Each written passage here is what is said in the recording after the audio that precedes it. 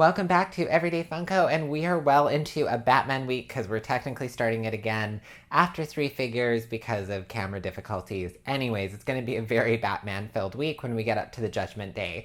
Right now, we've got the Two-Face Imposter, we've got the Batman Summer Convention with the mask, and then the Mr. Freeze, which came from the DC Legion box. And today we're going to be opening the Knightmare Batman. So this Batman, as you can see him spinning around, it looks pretty neat, especially with the little shadow on his face.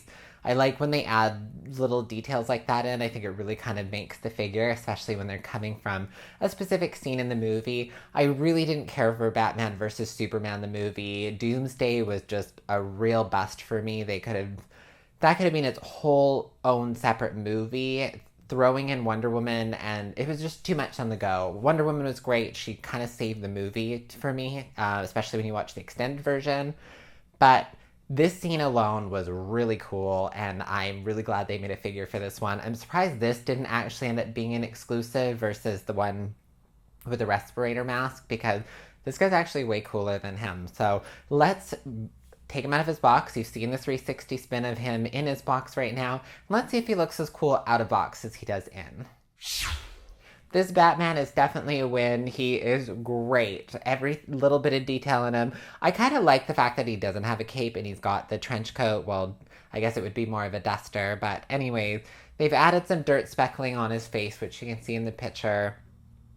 He's way better than the Comic-Con, the Summer Convention Comic-Con with the respirator mask. He's cool, but with all the damage that's on him, this guy is definitely taking the win when it comes to the judging so far, when it comes to these Batmans. His paint job everywhere is great. There's no muck-ups or mess-ups on his jacket. And the shadowing on his face and the way that they dirtied him is fantastic. He is really, really cool. All angles. His head spins completely around, which is great. So you're going to get a lot of...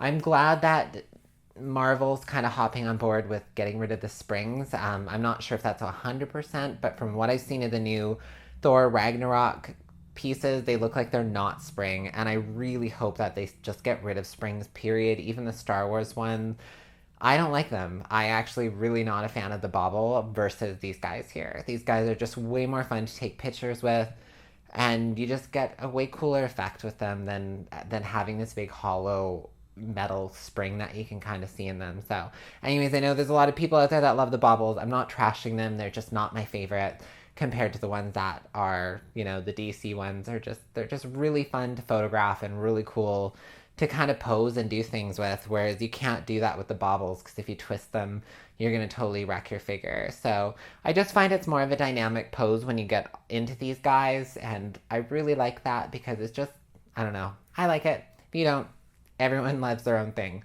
So you've seen him spinning around here in his 360 video. He is really freaking cool, and he's definitely probably going to be staying in the judging at the end of the week. So tomorrow's an exclusive. I can't tell you which one it is, obviously, because that's going to be a surprise. But it is Batman related. Well, it is a Batman. So anyways, that's going to be really cool to check out. So we'll see you tomorrow on Everyday Funko.